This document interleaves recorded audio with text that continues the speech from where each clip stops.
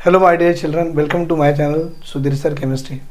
बेटा आज का चैप्टर अपना थर्मोडायनामिक का है और मैं आपको जो बच्चे जेई और नीट के लिए अपना केमिस्ट्री को स्ट्रेंथन कराना चाहते हैं तो जानते हो ये थर्मोडायनामिक चैप्टर में जेई में और नीट में मैक्सिमम मैक्सिमम मतलब मैं ये नहीं बोल रहा हूँ कि 30-40 क्वेश्चन आएंगे, बट इस चैप्टर से आपको एटलीस्ट 1 या 2 क्वेश्चन तो मिले जाएंगे। और थोड़ा सा इसके बारे में बताना चाहूँगा। बहुत से बच्चों को लगता है कि थर्मोडायनामिक का जो चैप्टर है पूरा फार्मूला बेस है, फॉर्मूला याद कर ले तो आ जाएगा। लेकिन आज का लेक्चर आप सुनने के बाद, इस लेक्चर को आखिरी तक सुनिए, आज का लेक्चर सुनने का आपको मालूम पड़ेगा कि थर्मोडायनामिक एक लाइफ की तरह है। जैसे कि अगर आप रात में सोते हो तो सुबह उठने के बाद आप बोलते हो कि मेरी एनर्जी ज़ीरो हो गई, लेकिन आप जानते हो थर्मोडायनामिक के हिसाब से ना तो एनर्जी बनती है और ना तो ख़त्म होती है, बस वो यहाँ से वहाँ ट्रांसफ़र होती है। और एक बात बताना चाहूँगा मैं, जितना बच्चे लोग थर्मोडायनामिक से डरते हैं ना, उतना ही थर्मोडायनामिक आपसे डरता है। इसलिए आप दोनों के बीच में मैं आ गया हूँ जो आपकी दोस्ती करा दूंगा, और दोस्ती भी इतनी अच्छी करा दूंगा कि आप ज़िंदगी भर के दोस्त बन जाओगे, राइट। तो इसी से अपना चैप्टर शुरू करते हैं, थर्मोडायनामिक्स। चलो इस टर्म को मैं आपको तोड़ के सिखाता हूँ कि होता क्या है। ये जो थर्मो दिख रहा है ना, वर्ड थर्मो, इसका मतलब हीट या तो एनर्जी होती है, और डायनामिक्स जो दिख रही है, dynamics, this dynamics it is also be called as a flow या तो मोशन। या तो बोल सकते हो इसे हीट की फ्लो या तो एनर्जी की मोशन। मतलब डेफिनेशन कैसे लिखेंगे, it is a branch of science which deals with the energy changes take place in all physical and chemical process. सारे फिजिकल और केमिकल प्रोसेस में जो एनर्जी चेंजेस होती है ना, उसी को, that is a branch of the science deals with the energy changes. आप जानते हो कुछ रिएक्शन एक्सोथर्मिक होते हैं, कुछ एंडोथर्मिक होते हैं, तो उसको डेल्टा एच से डिनोट करते हैं, नेगेटिव पॉजिटिव, वही वाली बात कर रहे हैं हम लोग। तो थर्मोडायनामिक करता क्या है, it gives information about various thermodynamic law, अलग अलग थर्मोडायनामिक लॉ जो हमें पढ़ने हैं यहाँ पे, first law, right, second law, 0th लॉ। It help us to predict whether the reaction take place और नॉट। ये बताएगा हमको कि कोई केमिकल रिएक्शन हो रहा है या नहीं हो रहा। और इसको समझने के लिए थोड़ा अंदर जाएंगे, वहाँ गिब्स अंकल ने अपनी गिब्स एनर्जी के बारे में बताए थे। उन्होंने बताया था कि जब डेल्टा जी की वैल्यू नेगेटिव आएगी तो रिएक्शन आपका होगा स्पॉन्टेनियस, अगर पॉजिटिव आएगी तो रिएक्शन अपने आप तो नहीं होगा, that is non spontaneous. And it also gives about the information about various energy changes, वही वाली बात, डेल्टा एच की वैल्यू पॉजिटिव या तो नेगेटिव, राइट। तो ये जस्ट मैंने आपको इंट्रोडक्शन के लिए दे दिया है कि it is a branch of science which deals with the energy changes in all physical and chemical process. और ये इसे कुछ इन्फॉर्मेशन से, मतलब हमको बता सकते हैं कि इसकी मेरिट्स है। इससे हमको क्या मालूम पड़ेगा कि थर्मोडायनामिक लॉ पढ़ेंगे, इससे ये मालूम पड़ेगा कि रिएक्शन होता है नहीं होता है, और it gives information about the energy changes. इसके बाद हम सीखने वाले हैं some important terms in the thermodynamic, जैसे कि सिस्टम है, सराउंडिंग है, सिस्टम के टाइप पढ़ेंगे, right, open system, close system, isolated system. उसके बाद में सिस्टम और सराउंडिंग के बीच में एक बाउंड्री आती है, वो पढ़ेंगे, जो कि रियल होती है कि इमेजिनरी, राइट। इसका स्क्रीनशॉट ले लो। अभी हम कुछ इंपॉर्टेंट टर्म्स पढ़ने वाले थर्मोडायनामिक्स के। तो देखिए, these are the some important terms, these are the some important terms in the thermodynamic. सबसे पहला वाला टर्म है that is called as a system. System क्या होता है बेटा, it is the specific part of the universe. It is the specific part of the universe. और हम बोल सकते हैं it is a specified portion of the matter, or it is a specified portion of matter. अगर आप universe की बात करें तो स्पेसिफिक पार्ट, मैटर की बात करें specified portion of the matter which is under experimental investigation.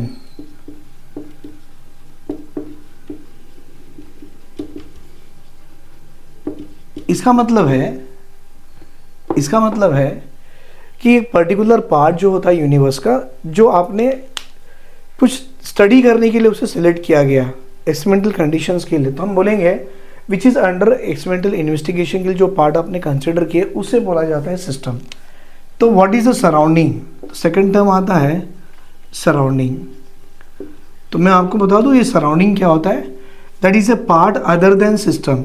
So we can say मतलब यूनिवर्स में आपने एक पार्ट एज ए सिस्टम ले लिए, तो बाकी का जो पार्ट छोड़ गया that is a surrounding. That means we can say a part other than system is called surrounding. मतलब आपको ये मालूम होना चाहिए ये जो हमारा यूनिवर्स है वो यूनिवर्स इन दो चीज़ों से बना हुआ है, एक वो वाला पार्ट जिसको आपने सिलेक्ट किया स्टडीज़ कराने के लिए, और एक वो वाला पार्ट जो उसको छोड़ के बच गया, the remaining part which is left other than the system. मैं इसको ऐसे भी लिख सकता हूँ, remaining part, this is a remaining part other than system, remaining part other than system in universe is called as a surrounding।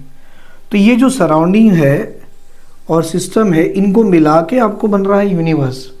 तो आपको ये भी मालूम होगा सिस्टम और सराउंडिंग के बीच में एक बाउंड्री लाइन भी आती है, राइट, एक बाउंड्री लाइन भी आएगी, तो उस बाउंड्री के बारे में पढ़ेंगे। The third one is called as a boundary. Boundary का मतलब होता है, बाउंड्री का लाइन मतलब होता है कि बाउंड्री मतलब it is a separation part between the system and surrounding. System और सराउंडिंग के बीच में जो पार्ट सेपरेट करते हैं उसे बोला जाता है बाउंड्री। और ये जो बाउंड्रीज होती है ना, ये अपने आप में 3 टाइप्स की होती है। कौन से 3 टाइप्स की? तो पहली वाली जो टाइप होती है वो या तो बाउंड्री आपकी रियल है, या तो रियल हो सकती है, या तो इमेजिनरी हो सकती है। रियल जो देखते हो, इमेजिनरी जो सोचते हो। इमेजिनरी कहाँ से? यहाँ से लेके 10 किलोमीटर, यहाँ से लेके 50 किलोमीटर में एयर का लेवल कम हो गया, ऑक्सीजन का लेवल कम हो गया, that is imaginary. Second one हो सकता है दैट इज ए रिजिड, या तो फ्लेक्सिबल। सेकंड वन हो सकती है या तो रिजिड या तो फ्लेक्सिबल, राइट।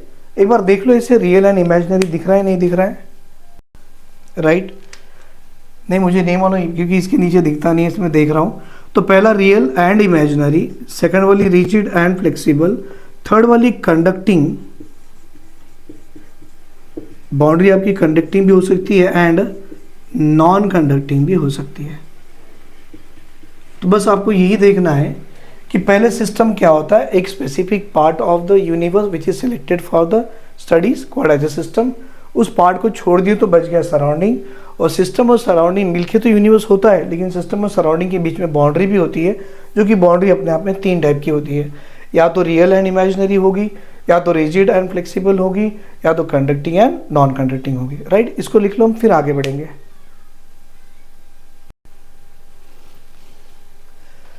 चलो, अब मैं आपको बताऊंगा कि जो हमारी जो बाउंड्रीज है हमने जो देखे, तो बाउंड्रीज के बारे में पढ़ेंगे। What is that? See here मैं बात कर रहा हूं ये बाउंड्रीज की।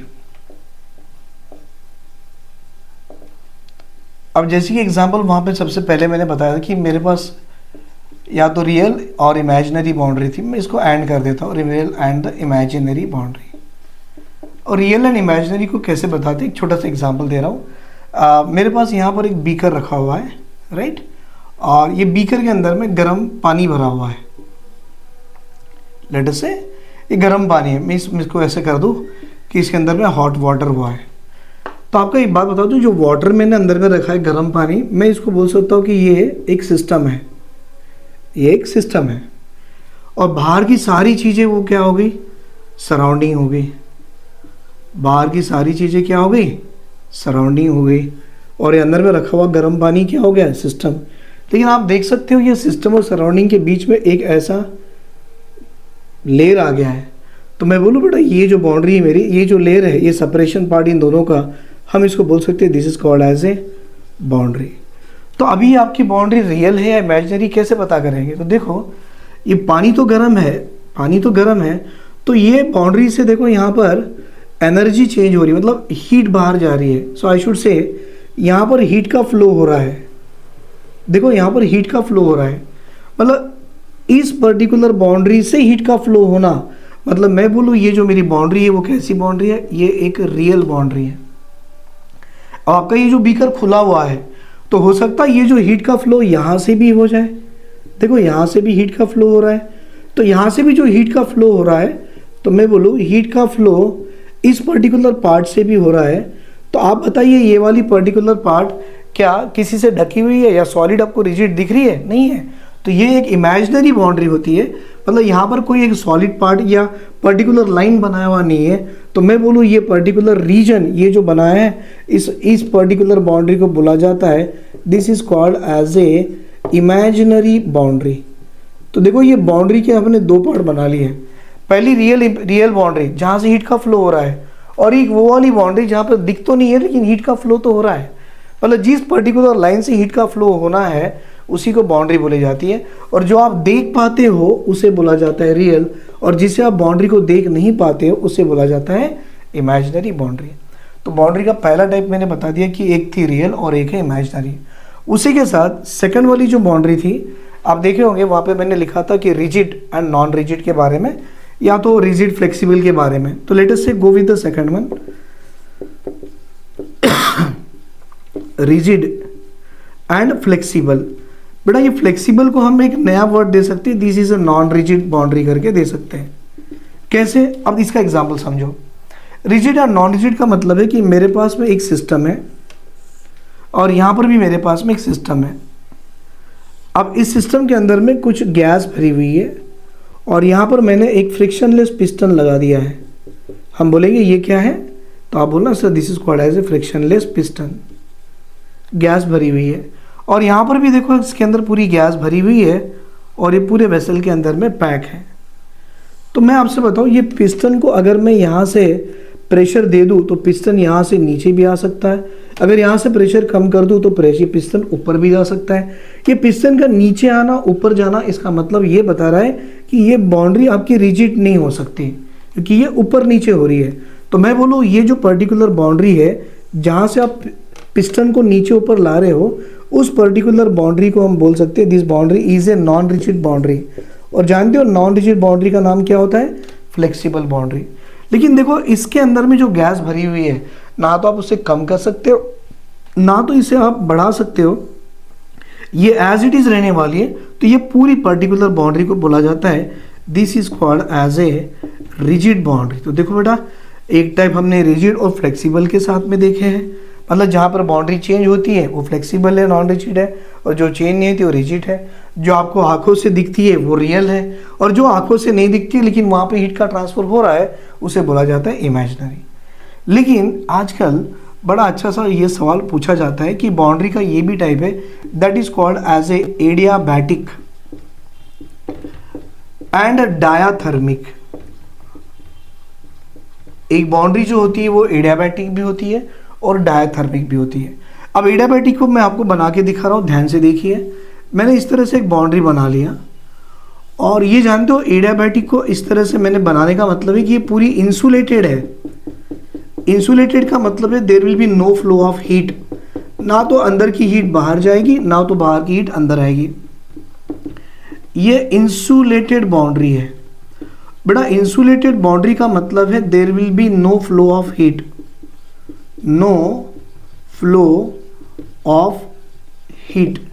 यहाँ पे हीट का फ्लो ही नहीं हो रहा, दैट इज एडियाबैटिक बाउंड्री होती है। मतलब जिस इंसुलेटेड बाउंड्री में हीट का फ्लो नहीं हो रहा, मतलब बाहर की हीट ना तो अंदर जा रही है, अंदर की हीट ना तो बाहर आ रही, ऐसे बाउंड्री को बोला जाता है this is called as a word adiabatic boundary. लेकिन दूसरी और एक बाउंड्री होती है that is called as a diathermic. जैसे कि देखो मैं यहाँ पे एक बाउंड्री बना दिया हूँ और इसके अंदर में सिस्टम है, और यहाँ सिस्टम से मैंने देखा कि या तो हीट बाहर जा रही है या तो हीट अंदर आ रही है। मतलब इस पर्टिकुलर बाउंड्री से flow of heat is possible. Possible मतलब या तो अंदर या तो बाहर। तो ऐसे जो बाउंड्री जहाँ पे हीट का फ्लो पॉसिबल है उस बाउंड्री का नाम दिया जाता है, उस बाउंड्री का नाम दिया जाता है that is called as a diathermic boundary. तो आप देखो दो और एक नए टर्म मिल गए, diathermic as well as the adiabatic. तो एक चीज देख लो यहाँ पर, रियल मतलब वो वाली बाउंड्री जो आप देख सकते हो और वहाँ पे हीट का फ्लो है। इमेजिनरी मतलब वो वाली बाउंड्री जहाँ आपको दिखता तो नहीं कि वो बाउंड्री है लेकिन वहाँ हीट का फ्लो हो रहा है। रिजिड का मतलब होती है वो ऐसी बाउंड्री जो बाउंड्री को चेंज नहीं किया जा सकता, वो एज इट इज स्टिफ होती है। फ्लेक्सिबल नॉन रिजिड का मतलब बाउंड्री को आप कम ज़्यादा कर सकते हो, मतलब फ्लेक्सिबल है। एडियाबैटिक की बाउंड्री मतलब ऐसी बाउंड्री जहाँ पर फ्लो ऑफ हीट नहीं होती है, और डायथर्मिक मतलब ऐसी बाउंड्री जो आपकी जहाँ पर हीट का फ्लो होता है। नाउ मुझे आपको ये बताना है, एडियाबैटिक और डायथर्मिक ये सवाल पूछा गया है, क्या आपका एडियाबैटिक बाउंड्री रियल हो सकती है या इमेजिनरी हो सकती है? तो सोचो, ये एडियाबैटिक बनाने के लिए मेरे पास बाउंड्री कैसी हो, इंसुलेटेड हो, और इंसुलेटेड होने के लिए ऑब्वियसली वो मेरी बाउंड्री कैसी होनी चाहिए, रियल बाउंड्री होनी चाहिए। अगर वो रियल होगा तभी तो फ्लो ऑफ हीट नहीं होगा। मतलब मुझे उसको बनाना है, ऐसे बनाना है, ऐसा इंसुलेशन लगाना है कि ना तो सिस्टम से सराउंडिंग में हीट फ्लो हो और ना तो सराउंडिंग की हीट सिस्टम में आए, तो ये रियल तो हो ही सकती है। डायथर्मिक में देखो हीट का फ्लो पॉसिबल है। आप बोलेंगे सर दिख रहा है, लेकिन एक बात बताओ, मैं आपकी ये वाली भी बाउंड्री दिख रही है तो आप बोलेंगे ये रियल है, लेकिन क्या बेटा इस बाउंड्री को आप देख पा रहे हो? नहीं ना सर, इस बाउंड्री को हम देख तो नहीं पा रहे, लेकिन यहाँ भी फ्लो ऑफ हीट है, अंदर से बाहर, बाहर से अंदर हो रही है। तो मैं बोलूँ हमारी जो डायथर्मिक बाउंड्री होती है वो या तो रियल हो सकती है या तो डायाथर्मिक हो सकती है। अगर आपको नहीं दिख रहा है तो मैं यहाँ लिख दूँ, ये डायथर्मिक जो बाउंड्री होती है वो या तो रियल हो सकती है या तो वो इमेजिनरी हो सकती है। डायथर्मिक बाउंड्री कैसी हो सकती है? या तो रियल या तो इमेजिनरी, लेकिन एडियाबैटिक हमेशा आपका रियल बाउंड्री होती है। Is it clear? उसी के साथ में आजकल बुक में और एक बाउंड्री का नाम दिया जाता है जो हमारे सिलेबस से बाहर है, permeable and non permeable. Obviously बेटा आपने पढ़ा होगा, ऑस्मोसिस में एक सेमी परमेबल मेम्ब्रेन होता है, it will allow only the flow of liquid. मतलब जहाँ पे मास का एक्सचेंज हो रहा है, सॉल्वेंट हो या गैस हो, उस बाउंड्री को बोला जाता है परमेबल बाउंड्री। लेकिन जहाँ मास का एक्सचेंज ना हो उस बाउंड्री को बोला जाता है नॉन परमेबल बाउंड्री। एक्चुअली ये हमारे सिलेबस से बाहर है, मैं लिख नहीं रहा हूँ, इसलिए आपको जस्ट बता रहा हूँ कि 3 boundaries, real and imaginary, rigid and flexible, adiabatic and diathermic सबसे इंपॉर्टेंट है। राइट, स्क्रीनशॉट ले लो इसका। अब देखिए, जो जिस तरह से मैंने आपको एडियाबैटिक और डायथर्मिक के बारे में बताया कि जहाँ पे हीट की फ्लो नहीं होती है दैट इज एडियाबैटिक, और जहाँ का भी हीट का फ्लो हो रहा है उसे बोला गया है डायथर्मिक। राइट, सवाल देखो 2024 जेईई मेंस में, 2023 जेईई मेंस में पूछा गया है, what happen when methane undergoes combustion in system A and system B respectively. मतलब उन्होंने बताया कि सिस्टम ए आपका एडियाबैटिक वाला है और सिस्टम बी आपका डायथर्मिक वाला है। पहले सिस्टम ए जो एडियाबैटिक है उसमें मीथेन की कंबशन करा लो, और कराने के बाद देखो यहाँ पर क्या आता है, और सेकंड टाइम उसी मीथेन गैस को दूसरा जो सिस्टम है आपका बी जो कि डायथर्मिक वाली वॉल है उसके अंदर कंबशन करा लो, और वो कराने से देखो आपको यहाँ पर मिलेगा टेम्परेचर क्या सेम होता है या डिक्रीज होता है कि इंक्रीज होता है, जो भी है इसमें से आपको ढूंढना है। राइट, चलो एक बार ट्राई कर लीजिए और इसको कमेंट में आंसर कीजिए। मैं आपको एक्सप्लेनेशन दे रहा हूँ इसका, प्लीज़ जल्दी जल्दी ट्राई कीजिए।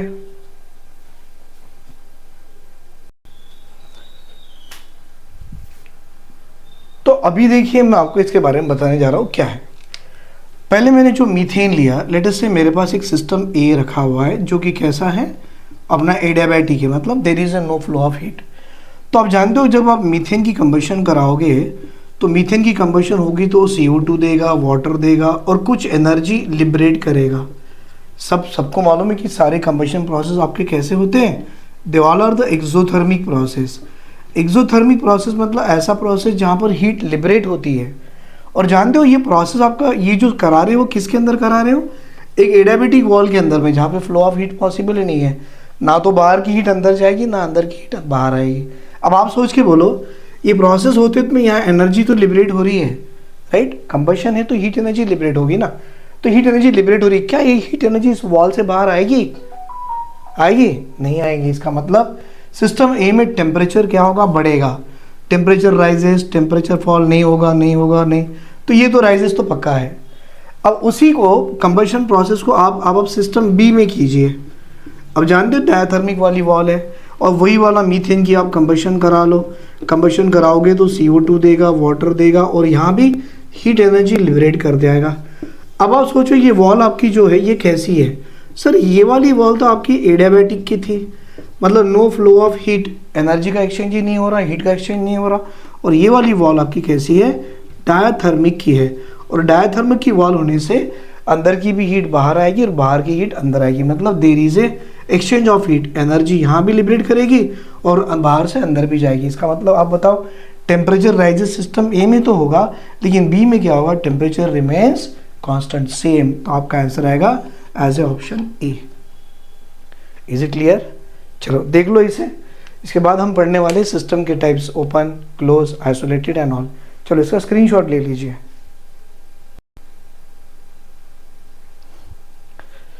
चलो अब हम देखेंगे यहाँ पर that is a types of the system.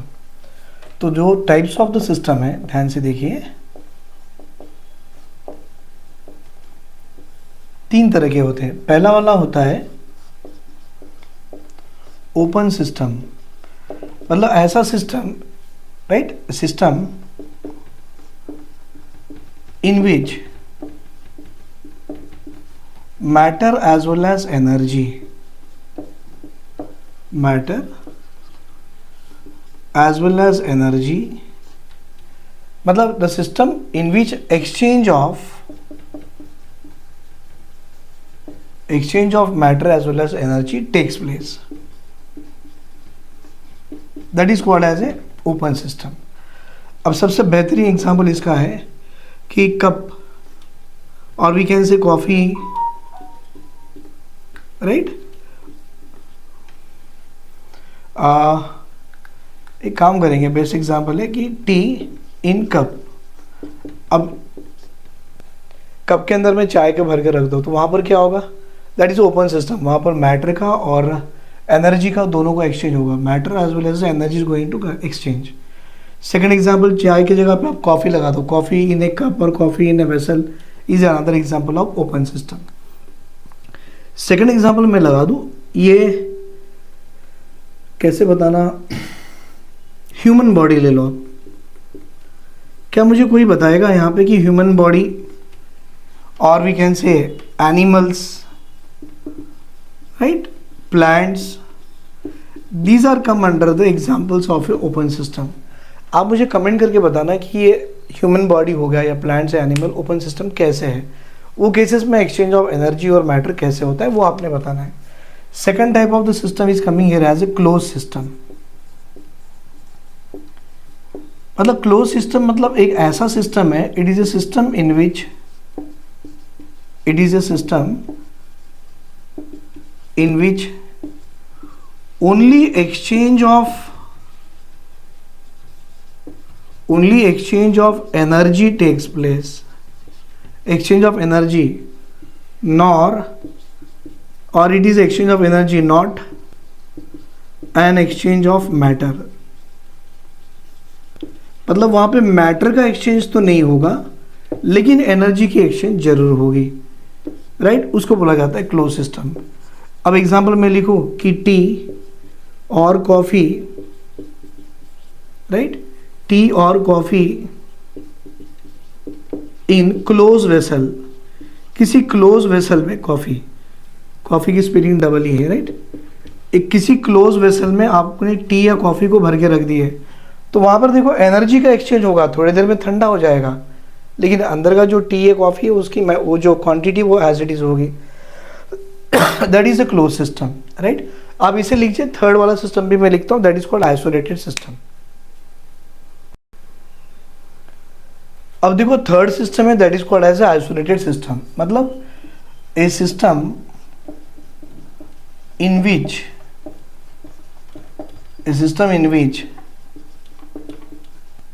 neither energy